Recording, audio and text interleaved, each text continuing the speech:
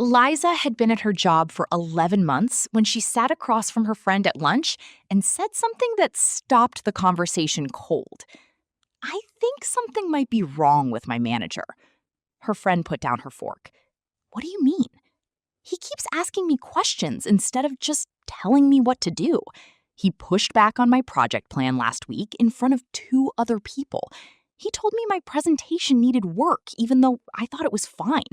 And yesterday, he straight up told me he doesn't want me in this role forever." Her friend stared at her. "Liza?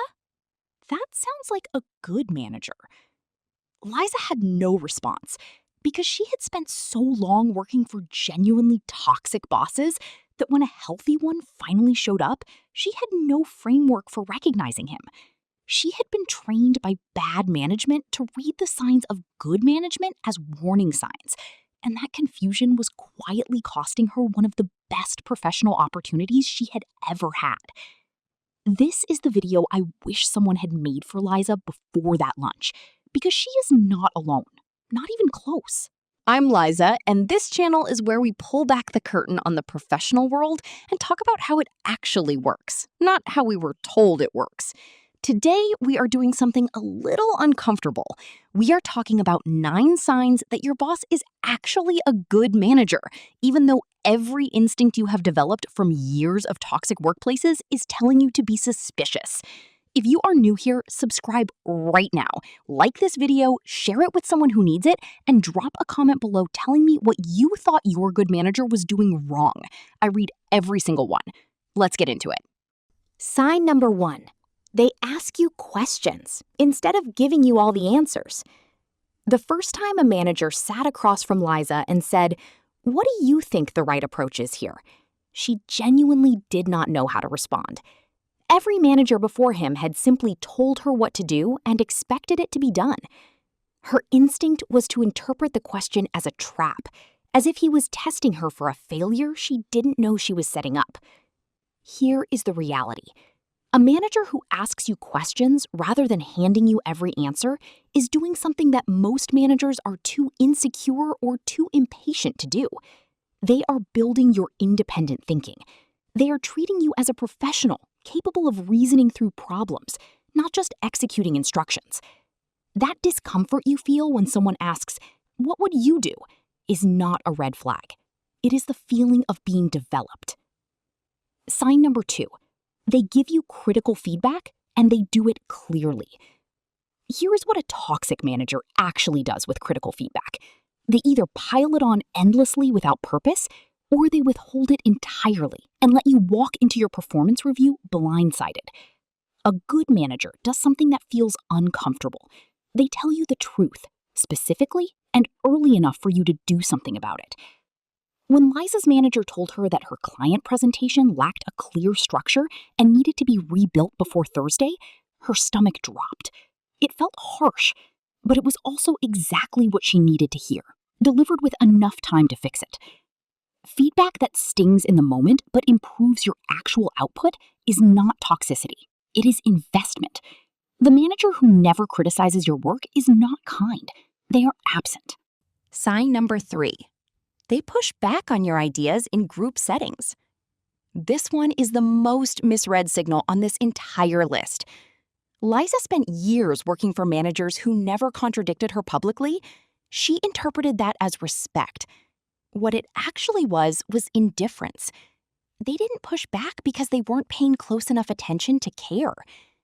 When a manager challenges your thinking in a meeting, not dismissively, not cruelly, but with a genuine counter-argument or a question that pokes at your assumptions, they are doing several important things simultaneously. They are signaling that your work is worth engaging with seriously. They are modeling intellectual rigor for the rest of the team. And they are helping you stress test your ideas before they hit a room where the stakes are much higher. The manager who nods at everything you say is not your ally. They are your blind spot. Sign number 4. They tell you they don't want you in this role long term. When Liza's manager said, "I don't see you staying in this position for more than 18 months, and that's a good thing," she almost updated her resume that afternoon. Read that sentence again. He was not threatening her. He was telling her that he could already see her outgrowing the role, that her trajectory pointed somewhere beyond where she was sitting, that he was thinking about her career, not just her current output. A manager who is actively managing you toward your next step is one of the rarest and most valuable professional relationships that exists. Most managers are quietly incentivized to keep good people exactly where they are. The one who tells you openly that this role is a stepping stone, not a destination, is the exception worth recognizing. Sign number 5. They set boundaries on your access to them. Liza had one manager who answered every message within 4 minutes around the clock. She thought it was dedication. What it actually created was a team that could not make a single decision independently and a working environment where every minor question became an interruption. Her current manager has office hours. He responds to non-urgent messages within 24 hours. He does not take calls on weekends unless something is genuinely on fire. And his team, as a result, makes decisions. They develop judgment. They stop waiting for permission and start owning outcomes. A manager with boundaries is not unavailable. They are modeling the professional behavior they want their team to develop.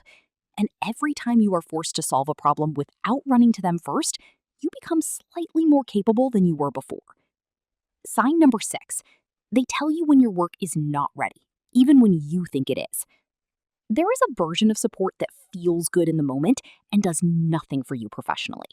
It is the manager who sends everything you produce forward without comment, who never holds anything back, who tells you everything is great.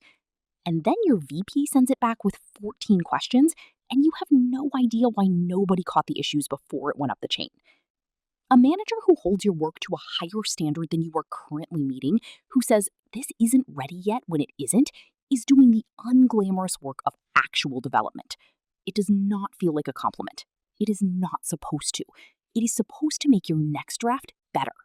Sign number 7. They talk about their own failures directly. The first time Liza's manager told the team about a project he had completely mismanaged 3 years earlier, the room went quiet.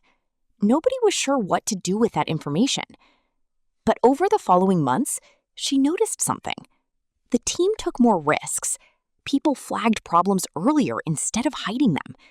Mistakes got surfaced quickly instead of buried. Because the person at the top had made it clear, through direct example, that failure was not a career-ending event, but a recoverable one, worth being honest about. A manager who performs infallibility trains their team to perform it back at them. A manager who models honest accountability builds a team that can actually tell them the truth. That is a completely different working environment and a significantly more effective one. Sign number 8. They redirect credit back to the team publicly. This one confused Liza for longer than she would like to admit. Her manager had a habit of saying the team figured that out in leadership meetings, even when Liza had been the primary driver of the solution. Her first instinct was frustration. She wanted the recognition. She felt invisible. What she eventually understood was more nuanced. He was not erasing her contribution. He was building the team's collective reputation in a room that would influence all of their futures. And separately, in one-on-one conversations and in written performance feedback, he was specific and direct about her individual contributions. The manager who protects credit privately is a problem. The manager who shares it publicly while documenting it accurately is building something. Learn the difference before you confuse generosity with erasure. Sign number 9. They make you uncomfortable on a fairly regular basis. Not cruelly, not arbitrarily, but consistently. They put you in rooms you feel underprepared for. They assign you projects that sit slightly outside your current skill set. They ask you to present to people who intimidate you. They raise the bar precisely when you have gotten comfortable at the current one. Liza realized at some point that every role she had grown meaningfully in had involved a sustained period of low-grade professional discomfort. And every role where she had felt entirely comfortable had been one where she had also completely plateaued. Comfort at work is not always a sign that things are going well. Sometimes it is a sign that nothing new is being asked of you. And nothing new being asked of you for long enough is its own kind of career risk. Liza did not quit. She adjusted her framework. She stopped reading her manager's behaviors through the lens of every toxic boss who had come before him and started asking a different question. Not, does this feel good, but is this making me better? The answer consistently was yes. 13 months later, she was running a project that had previously been owned by someone 2 levels above her. Not because she performed louder, but because she finally stopped resisting the exact conditions that were building her into someone who could handle it.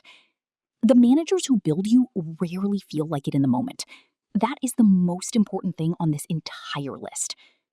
If this reframed something for you, if you recognized your own manager in any of these signs and felt the same confusion Liza felt, subscribe to this channel right now. Share this video with someone who might be misreading the best professional relationship they have. And drop a comment below. Have you ever mistaken a good manager for a bad one? What was the sign that finally made you realize the difference? I'll see you in the next one.